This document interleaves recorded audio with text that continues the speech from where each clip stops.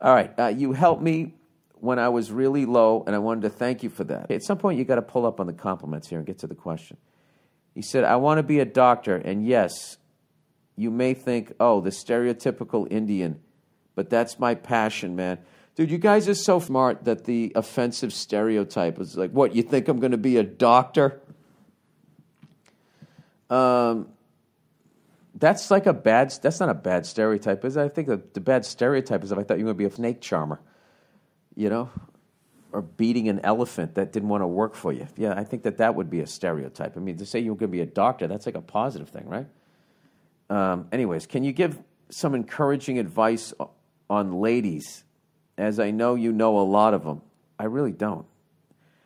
I appreciate you, man. Come to India, Bangalore, to be precise. Can you give me some encouraging advice on ladies? All right, well, now you got me in my head where it's just like the fact that you're yet another Indian guy who's going to excel in medicine. Is that just like boring to women over there? Why don't you do this? Why don't you become the jacked Indian dude who's going to be a fucking doctor and make a great goddamn living? Like, what the fuck is the problem with that? The through line with women around the fucking world is you can't make them happy. I mean, what more does this guy got to fucking do?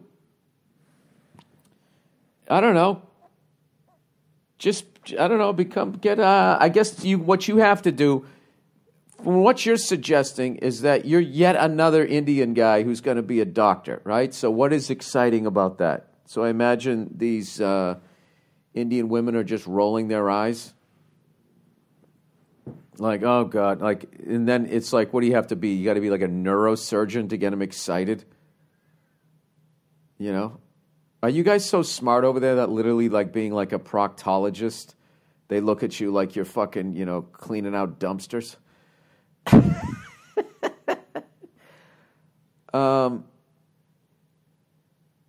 You know what? Give you some encouraging advice on the ladies. I mean, I know it takes a lot to be a doctor, so I don't know if you have time for a hobby.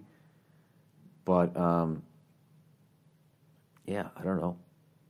Learn how to play an instrument. Go to the gym and get fucking jacked. You got to do something to separate yourself from the slew, I guess, of Indian doctors over there. You seem like you got a sense of humor. Dude, you know what the fuck do you need to do? You got to beg for your fucking dinner here? I mean, you're a goddamn doctor.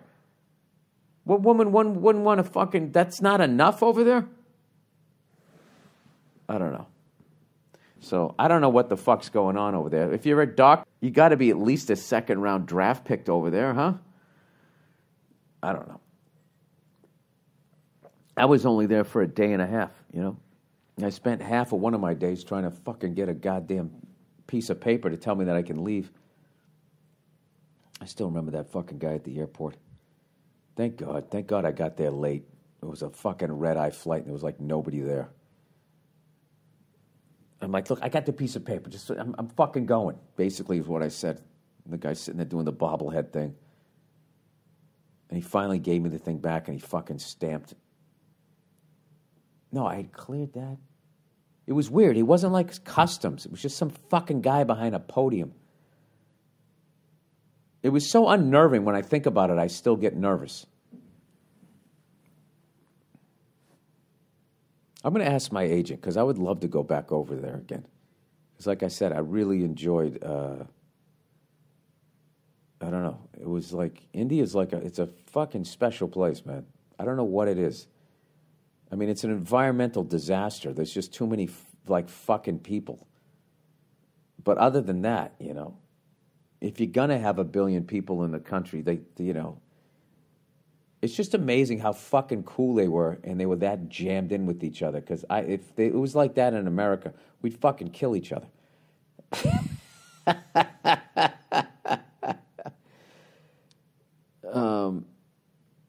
I don't know what the fuck is wrong with I remember reading this book, some book about war, and they were just talking about the different groups of people, the different armies, and the Americans were the only ones that when they were detained with each other, they'd get to a point where they would kill each other, that they had, like, violence, like American versus American violence. Like, they didn't have, like, Australian versus Australian or whatever like that, at least according to this fucking book. And I was just like, yeah, well, you know, we are a nation of lunatics. But you would think that Australia, because Australia's got a lot of the same sort of history, you know, where you got a bunch of lunatics fucking leave England, go to a new land, there's people there, and then they eventually fucking do horrible things to them and then take over. So you think that, I don't know why we're such fucking maniacs. Maybe, I don't know. All right, Icelander about Iceland. Hey, Bill, I'm from Iceland, and I've heard you state on your previous podcast that Iceland wouldn't take any shit from bankers and put them to jail. This is absolute bullshit. Well, I thought that you guys you were the only ones who put bankers and politicians in jail after 2008. That's the story I was told, so I would love to hear your story. Some who were involved with the economic crash of 2008 were tried, but most, if not all of them, got away with it. Well, I was surprised with the jail sentences. They weren't that long. A simple Google search would reveal to you that this is not the case. All right, you don't need to slap me around. Do I have to Google search everything that people tell me? Today, many of these men are doing the exact same thing they were up to before the crash. Oh, yeah, well, welcome to the United States, because they're doing it again. With all these stupid fucking giant high-rises that they're building. We'll just put the money over here, and that makes it different, because this time it's not houses, it's buildings. For example, life pension funds are mandatory in Iceland. About 10% of your monthly salary goes to these funds that are supposed to provide for you when you get old. A small group of people are in charge of those funds, and they invest in all kinds of things, mostly real estate. They buy up all new real estate and then rent them out for outrageous prices to the common man. Every year they tell us they're making so much profit that there's leftovers for the executives to get insane bonuses. Meanwhile, old people are getting reduced pensions because quote, reasons. Most recent news I've seen from these pension plans is that they're going to raise the mandatory monthly payment from 10% to 14% because it's good for you. Yeah, dude, they're fucking criminals. They're fucking criminals. And you know what it is? They just pay off the politicians and they look the other way. That's like in my country, where now if you make over $10 million, they want to charge 70% fucking tax, rather than go after the criminals that have put us into that fucking financial position. Yeah, my whole country is like a bunch of zombies just clapping every time they have troops go by, going, I support the troops, I support the troops. And you're not allowed to question or be like, what the fuck are we doing? When is this going to be over? We're bankrupt. What the fuck? Does anybody have a plan? If you do that, people look at you like you don't support the troops and you don't appreciate the sacrifices. It all gets balled up into that, and you cannot have a fucking intelligent conversation about it. It's fucking brutal. Like we're beyond bankrupt. We've so surpassed the legal amount of debt that we can get, and our solution was just keep raising the amount of debt that we can get in. He said, anyway, I just wanted to tell you, Iceland is not the utopia everyone thinks it is. Can't wait to see your set in Iceland, and I hope your act isn't as shit as you say it is. Sincerely, go fuck yourself. Well, I got to be honest with you, dude. This is one of the most expensive fucking places I've ever been to in my life. Like, you know, I went out and I got 2 fucking medium pizzas and 2 glasses of water, and it was like 54,000 fucking kronas, or 50, I don't know what the fuck it was. You always just move the decimal point over a couple, 5,400.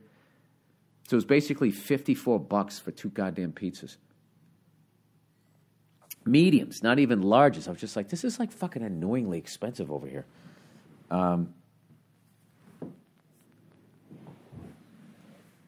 The fact that the bankers don't go to jail, the fact that all they do is control money, and they're not even tough, and they don't even have like weaponry, like there's going to have to be, I don't know, a point where people rise up against that shit. You would like to think. But I will say, though, The fact that we spend so much of our energy arguing about shit like, was the gay character in the action movie gay enough? What Jay-Z said about gentrifying neighborhoods, or fucking, like gender-neutral bathrooms, and just the shit that we're fucking arguing about.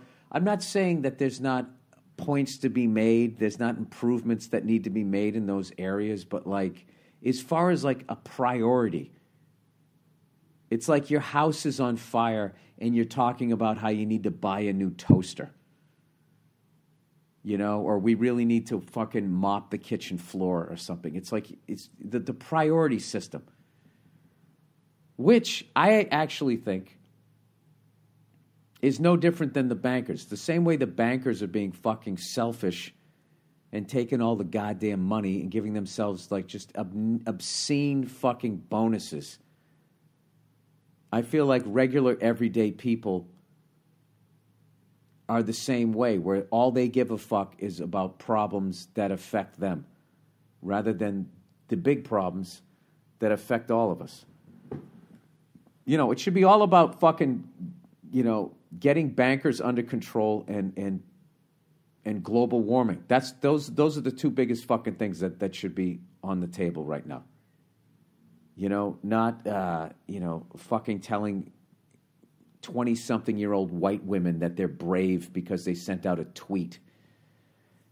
All right, that's just what I think. Anyways,